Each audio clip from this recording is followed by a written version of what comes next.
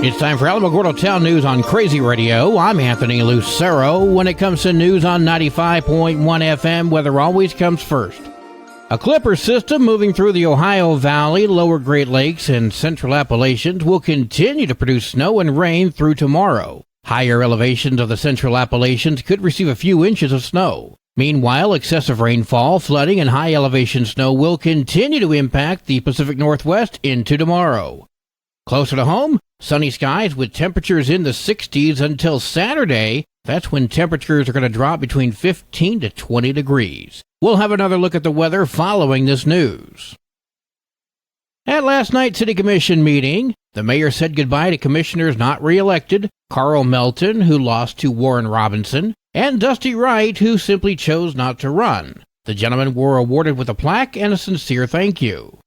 A couple of dilapidated buildings were handled. The Christmas week meeting was canceled.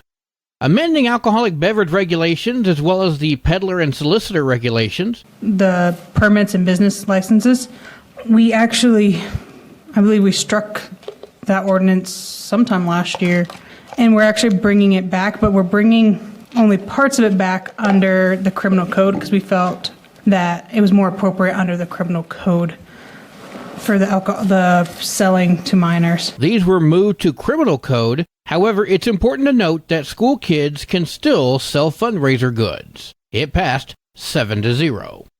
Amending unauthorized presence in drainage channels, arroyos, and irrigation channels, curfew, and truancy. During this discussion is when we learned that Commissioner Josh Reardon not only played in the ditches as a child, he still does. Listen, things are not the same as when you were a kid. I hear what you're saying, It's true. but they're not even close to the same, and I just don't think it's safe anymore. So. I do know, like, I take my daughter to whatever that park's called now. It was Kids Kingdom at the time, and there are a lot of kids that walk across Washington. They walk through the ditch and come over to the park, and they're not doing anything wrong. They're just taking a shortcut across the ditch to get to the park.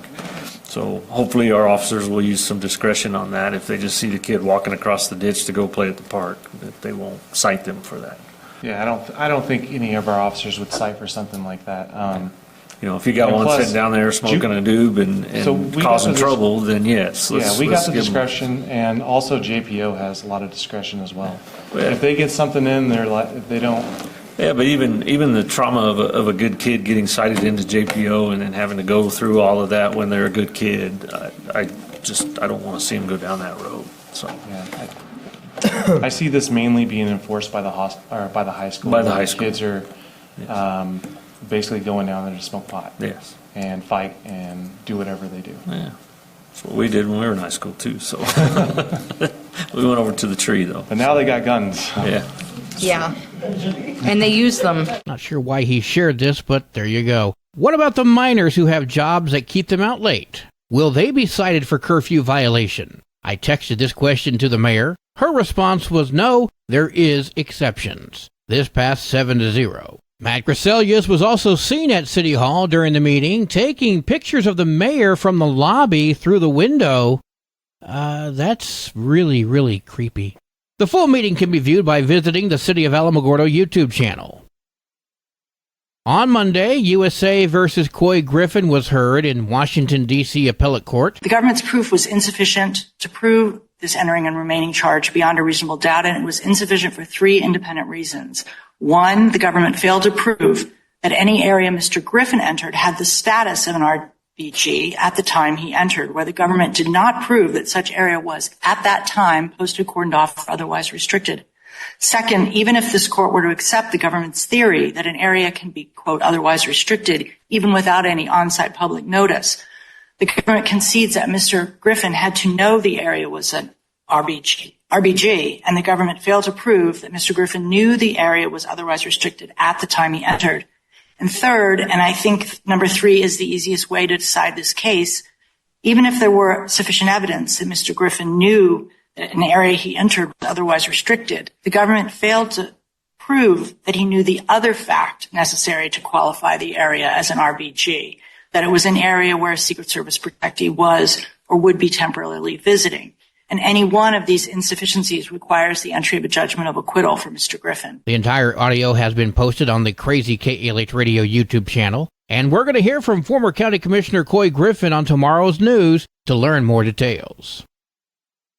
Well, today is Wednesday. Let's have our weekly report from Love Inc. Here's Susan Payne. Hey, good morning, everybody. This is Susan with Love Inc. of Otero County.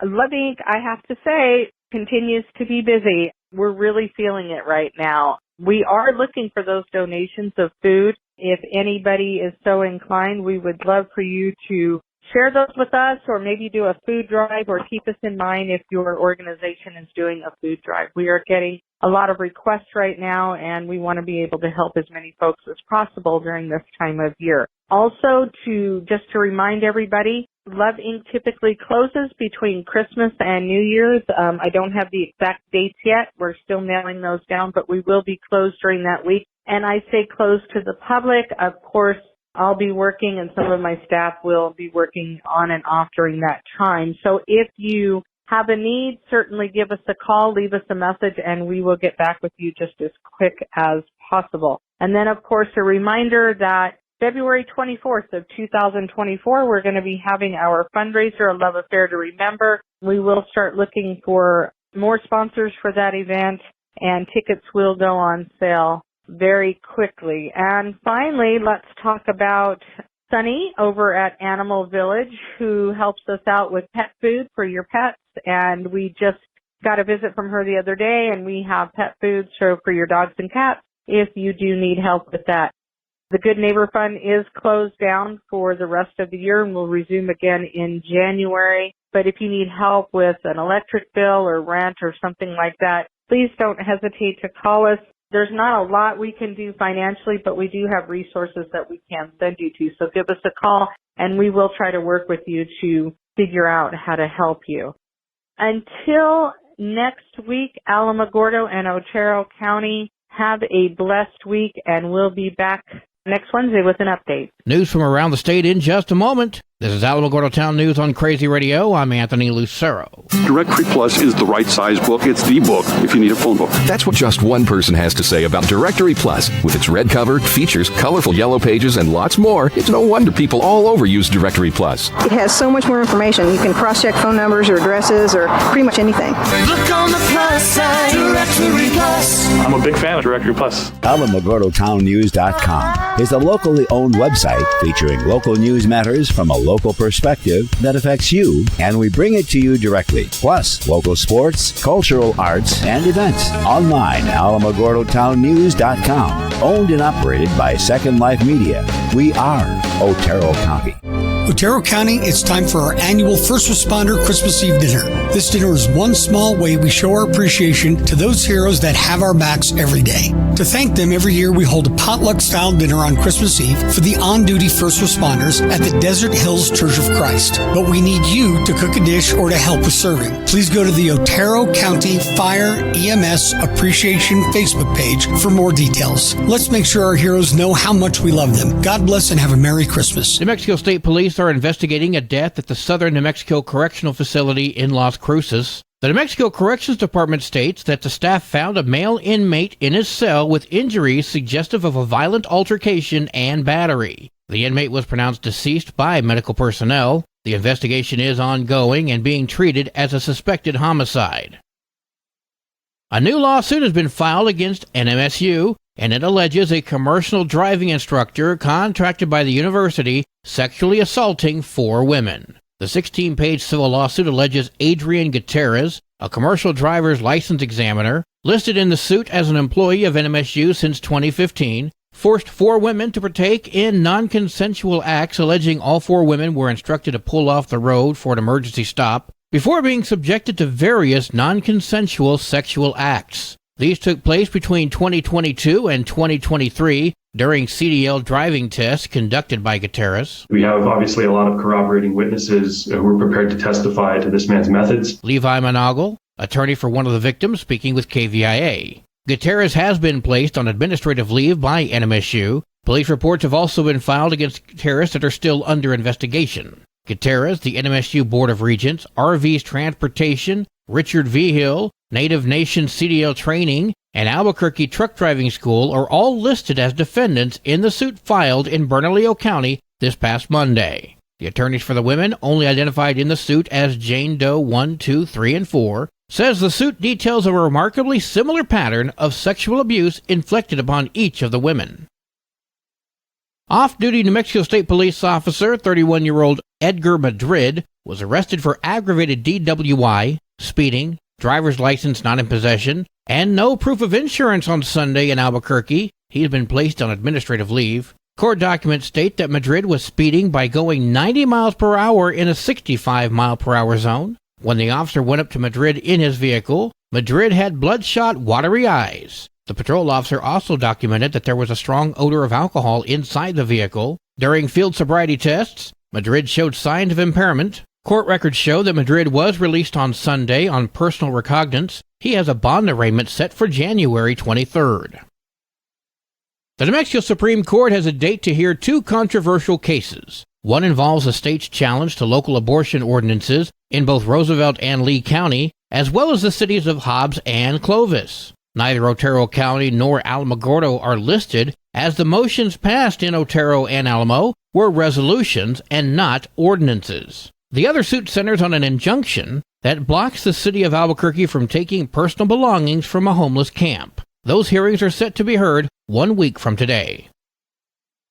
Governor Michelle Lujan Grisham spoke at a United Nations conference in Dubai, speaking about the water shortages in the Land of Enchantment. These are not going to be anomalies. They're going to be the status quo. This shifts that reality and creates opportunities for 50 to 100 years for the West, for the Southwest, for New Mexico, for the country. The governor is seeking $500 million over the next two legislative sessions, $250 million next year and $250 million in 2025, which would come from existing taxes on extracting natural resources. That money would go towards investing in private businesses that treat and reuse certain types of water. What we want you to do is to clean up produced water, which is a byproduct of our oil and gas industry, and we have sizable brackish water reserves, frankly, nearly statewide. So we're going to turn water that's waste, which is a problem, into a commodity. Once it gets treated, that water can be used to produce renewable energy.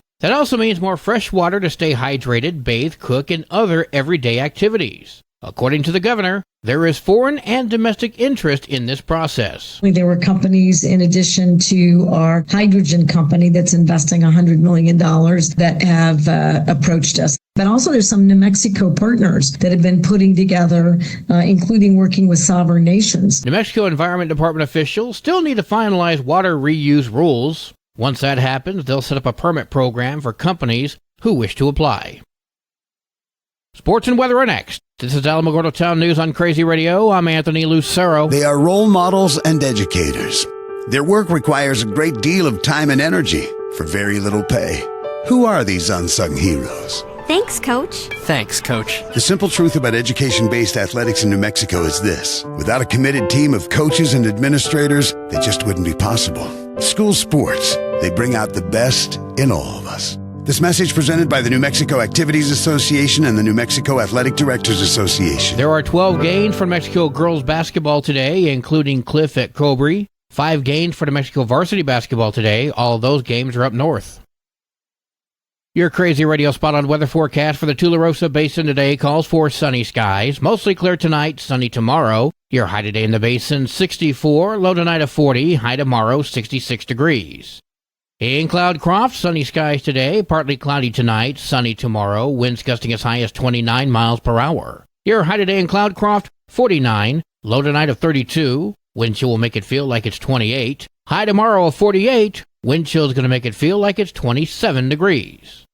Local breaking news can be found on our website, alamogordotownnews.com. And you can learn more about Crazy Radio by visiting kalhradio.org. Also, check out the Crazy KALH Radio YouTube channel. That's where we post our daily newscasts, complete interviews, and other information which concerns everyone in the Tularosa Basin. Be sure to give this video a like and subscribe to our channel if you've not done so already. That way you too can remain informed of the goings-on in the Tularosa Basin. Well, that concludes today's edition of Alamogordo Town News on Crazy Radio. I'm Anthony Lucero.